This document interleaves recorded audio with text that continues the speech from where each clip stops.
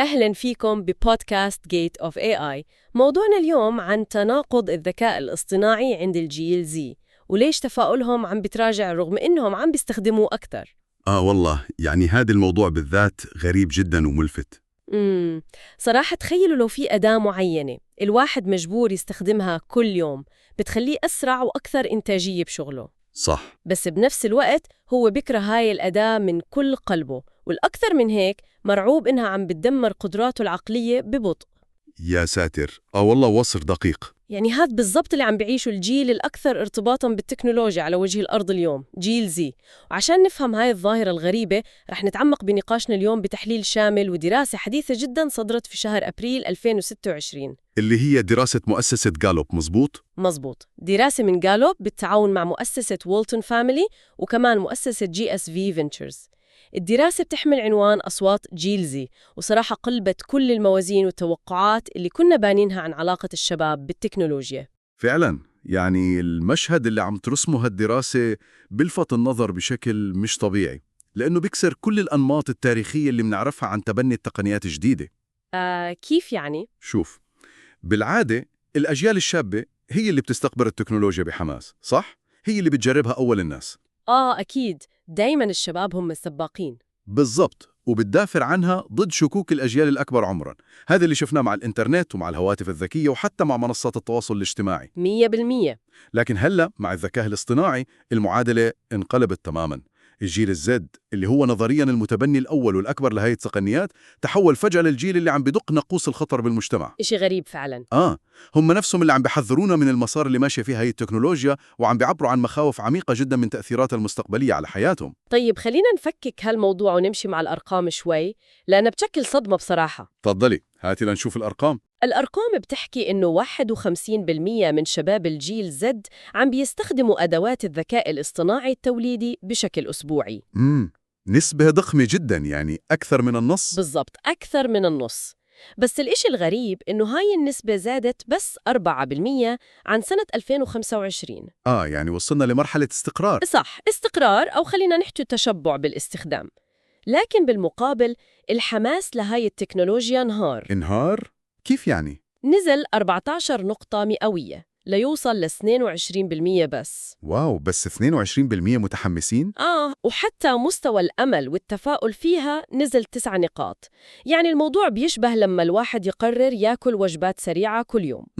فاست فود. 100%. هو بياكلها لأنها سريعة، بتوفر عليه وقت وموجودة قدامه وين ما راح. بس مع كترة الاستهلاك ببلش يتعب. صح، بيبدأ يحس بضيق وغضب من تأثيرها على صحته ونشاطه. هو مش قادر يبطلها لأنه محتاجها بيومه المليان ضغط. بس هو أبداً مش راضي عن النتيجة على المدى الطويل. تشبيهك هاد دقيق جداً، وبوصلنا للرقم الأهم والأخطر بهاي الدراسة، اللي هو الغضب. الغضب؟ كلمة غضب مش مصطلح بسيط لما نوصف فيه علاقة مستخدم بأداة تقنية. نسبة الشباب اللي بيشعروا بالغضب تجاه الذكاء الاصطناعي ارتفعت ل 31% مقارنة ب 22% السنة الماضية. رقم كبير صراحة.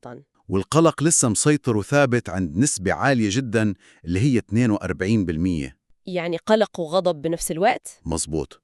وهذا الإشي بيعكس حالة من التنافر المعرفي أو الصراع الداخلي. إحنا عم نحكي عن شريحة ضخمة من المستخدمين بيفتحوا هالتطبيقات كل أسبوع عشان يمشوا أمورهم، بس هم فعلياً غاضبين من اضطرارهم للاعتماد عليها. تاريخياً تعرفي، المستخدم الكثيف لأي منتج بيكون هو سفير العلامة التجارية. صح، بيكون بيسوق لها بدون ما يحس. بالضبط. بس هون المستخدمين الأكبر هم اللي شايفين الخطر الأعمق. بس لحظة شوي، أنا هون بصراحة مش قادرة أستوعب المنطق وراء هذا الغضب. ليش؟ يعني إذا منطلع على الأرقام نفسها بالدراسة منلاقي إنه 56% من شباب الجيل زي بيعترفوا بوضوح إنه الذكاء الاصطناعي عم بيساعدهم يخلصوا شغلهم ومهامهم بشكل أسرع. مظبوط. السرعة موجودة. طيب إذا الأداة عم بتريح الموظف وعم بتوفر عليه ساعات من الشغل الروتيني، مفروض يكون مبسوط. المفروض. ليش ممكن يزعل أو يخاف من إشي عم بخليه أسرع وأكثر إنتاجية؟ يعني المفروض هادي يفتح له مجال يترقى أسرع أو يركز على مهام استراتيجية أكتر، صح ولا لا؟ نظرياً كلامك صح، وهذا هو الوعد اللي باعته شركات التكنولوجيا للناس. يعني حكوا لهم رح نخليكم أسرع عشان تبدعوا أكثر. بالضبط. بس الواقع ببيئة العمل الحديثة مختلف تماماً، وهون تظهر الفجوة اللي بنسميها فجوة مخاطر مكان العمل. شو يعني هاي الفجوة؟ الجيل زي اكتشف إنه السرعة بطلت تعني التقدم أو النجاح. كيف؟ الدراسة بتوضح إنه 48% من العاملين من جيل زي صاروا يعتقدوا إنه مخاطر الذكاء الاصطناعي ببيئة العمل بتفوق فوائده بشكل كبير. 48%؟ يعني النص تقريباً. وإحنا بنحكي عن قفزة مرعبة ب11 نقطة مئوية بنسبة الشكوك مقارنة بالسنة اللي قبلها بس. يا ساتر، قفزة سريعة. الفكرة إنهم أدركوا إنه السرعة اللي بيقدمها الذكاء الاصطناعي مش عم ترفع من قيمتهم كبشر، بل عم بتخليهم قابلين للاستبدال. إيه، يعني السرعة بطلت ميزة تنافسية للموظف، صارت ميزة للأداة نفسها. يا عيني عليك 100%. الموظف الشاب عم بفكر إذا أنا بستخدم الذكاء الاصطناعي عشان أكتب تقرير ب10 دقايق بدل ساعتين، مديري مش رح يحكي واو هالموظف عبقري وسريع. أكيد لا. مديري رح يحكي واو هاي الأداة ممتازة، ليش أدفع راتب كامل لموظف إذا ممكن أي حدا مبتدئ يستخدم الأداة ويعطيني نفس النتيجة؟ هذا هو الخوف الحقيقي. هذا بيعني إنهم خايفين يتحولوا لمجرد مشغلين للأداة بدل ما يكونوا صناع قرار. الذكاء الاصطناعي تحول بنظرهم من أداة كفاءة لتهديد مباشر للأمان الوظيفي وللإشي اللي بنسميها الأصالة البشرية. الأصالة البشرية مصطلح قوي. يعني الشاب اللي دخل سوق العمل جديد حابب يثبت مهارته، حابب يبني خبرة، بس لما يلاقي الأداة عم بتسد هذا الفراغ بصفي سؤاله الأساسي: أنا شو قيمتي؟ صح، سؤال وجودي بصراحة. وهذا اللي بيفسر ليش الخوف انتقل من مجرد قلق اقتصادي متعلق بالوظيفة لشيء أعمق بكتير بيتعلق بهويتهم وقدراتهم العقلية. وهون ببلش الإشي المثير للاهتمام واللي بيخوف أكتر واللي بتنقلنا من بيئة العمل لداخل عقول هدول الشباب. فضلي. الخوف مش بس إنهم يخسروا وظيفتهم، الخوف إنهم يخسروا قدرتهم على التفكير من الأساس. هذا رعب مش بس خوف. الدراسة بتطرح إحصائية بصراحة بتوقف الشعر. 80% من جيل زد خايفين إنه اعتمادهم المستمر على الذكاء الاصطناعي رح يعيق قدرتهم على التعلم والتفكير النقدي بشكل دائم. 80%؟ إحنا بنحكي عن 8 من كل 10 شباب مرعوبين إنه عقولهم عم تضمر وتفقد مهارتها بسبب الاعتماد الزائد على الأتمتة. رقم مخيف. طب كيف ممكن نفهم هذا التآكل المعرفي علمياً ونفسياً؟ شوفي، التآكل المعرفي اللي خايفين منه هو نتيجة مباشرة لتجاوز مرحلة الصراع الإيجابي في التعلم. الصراع الإيجابي؟ علمياً ونفسياً، دماغ الإنسان بيتعلم وبيخزن المعلومات لما يبذل مجهود في البحث والتحليل وربط الأفكار. صح. وحتى الإحباط اللي بيصاحب محاولة حل مشكلة، هذا المجهود هو اللي بيبني الوصلات العصبية بالدماغ. مظبوط، لما تتغلب بشغلة بتفهمها أحسن. بالضبط. بس لما يجي طالب أو موظف ويعطي سؤال معقد لنموذج ذكاء اصطناعي ويحضر الجواب السحري خلال 3 ثواني، كل هذا الصراع بيختفي. هو فعلياً قطع هاي العملية العقلية من جذورها. الجيل زد واعي جداً لهاي الضريبة، ضريبة الأتمتة. هم حاسين إنه الأداة عم بتفكر بنيابة عنهم، وهذا عم بيخليهم يفقدوا الثقة بقدرتهم الشخصية على إنتاج أفكار أصلية لو انشال اللابتوب من قدامهم. هاد بيفسر ليش أزمة الثقة ما وقفت عند الشغل بل رجعت لورا لغرف التدريس والمدارس. 100%. يعني حتى البيئة المفروض تكون آمنة اللي هي بيئة التعلم صارت مليانة شك. صح. حسب دراسة غالوب 74% من طلاب المدارس اللي هم من الكي-12 بيحكوا إنه مدارسهم حطت سياسات رسمية وقوانين للتعامل مع الذكاء الاصطناعي. طيب منيح، في قوانين.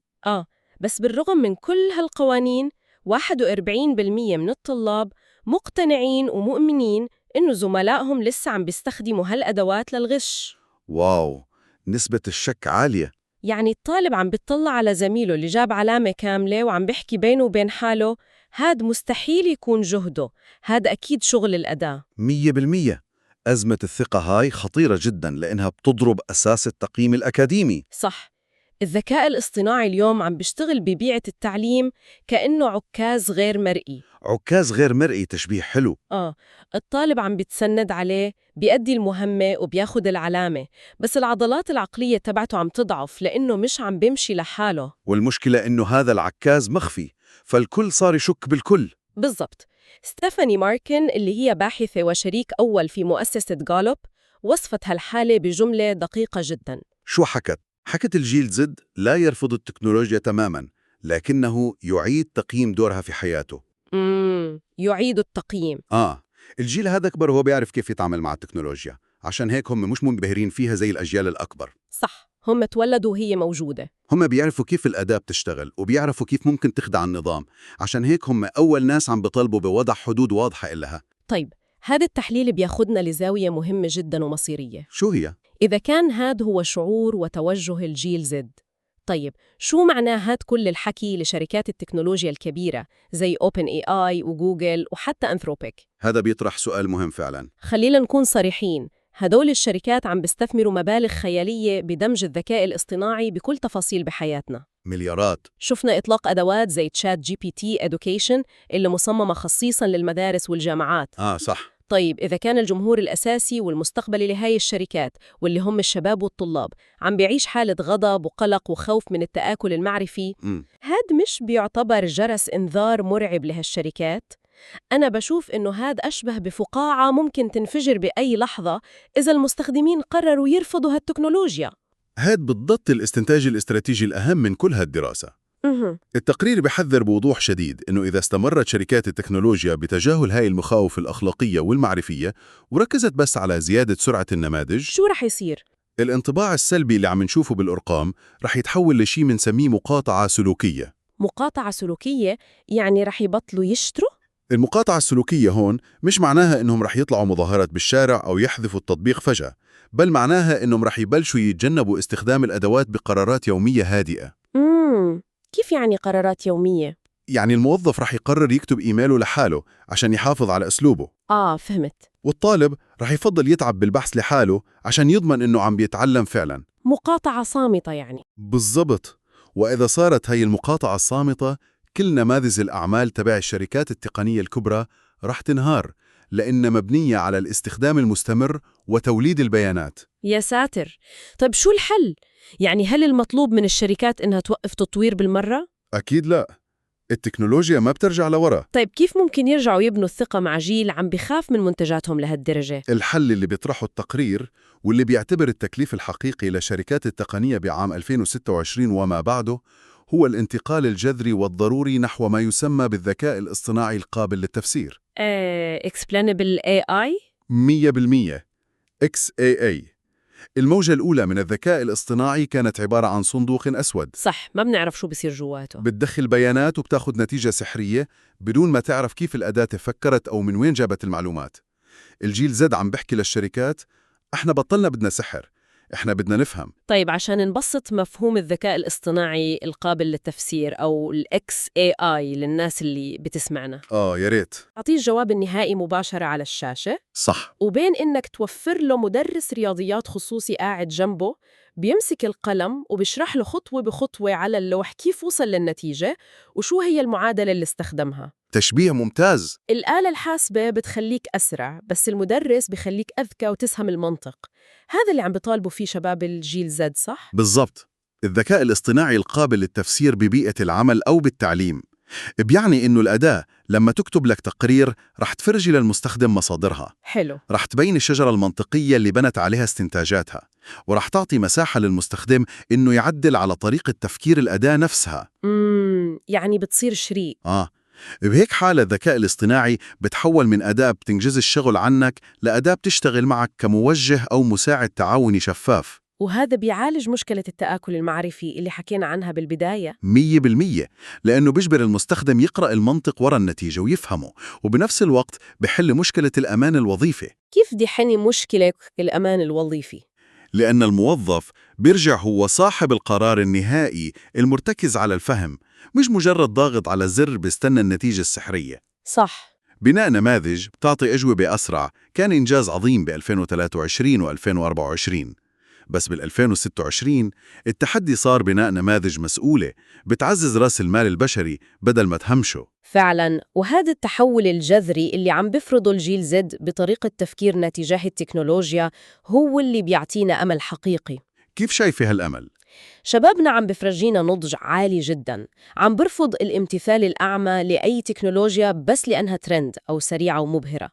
هم عم بفرضوا تصحيح مسار صارم على عمالقة التكنولوجيا وشركات وادي السيليكون، وعم بيجبروهم يحترموا العقل البشري. هاد كلام سليم جداً. وهذا الإشي بخليني أختم بفكرة بتستحق نتأمل فيها كتير للمستقبل. إذا كان الجيل زد اللي هو عاش جزء من طفولته قبل الطفرة الكبيرة والمجنونة للذكاء الاصطناعي عم بيوقف هذا الموقف الحازم وبرفض يكون مجرد أداة للأداء، تخيلوا شو رح يصير مع الجيل اللي بعدهم، جيل ألفا. جيل ألفا قصة تانية. هذا الجيل اللي انولد وفتح عيونه والذكاء الاصطناعي موجود بكل تفصيل بحياته، من الألعاب للتعليم للبيت. هل ممكن هذا الجيل يكبر وهو بيتعامل مع الذكاء الاصطناعي مش كأداة سحرية أو تقنية مبهرة، بل كزميل عمل دائما تحت المراقبة؟ سؤال قوي. زميل دائما مشكوك في قدراته ومصداقيته ومحطوط تحت الاختبار. أعتقد إنه طريقة تفاعلنا وتطورنا كبشر مع هاي التكنولوجيا لسه بأولها، والطريق اللي عم نرسمه اليوم رح يحدد شكل هويتنا الإنسانية لعقود جاية. شكرا لأنكم سمعتونا. عشان تعرفوا معلومات أكتر وتقرأوا التحليل كامل، يا ريت تزوروا موقعنا gateofai.com.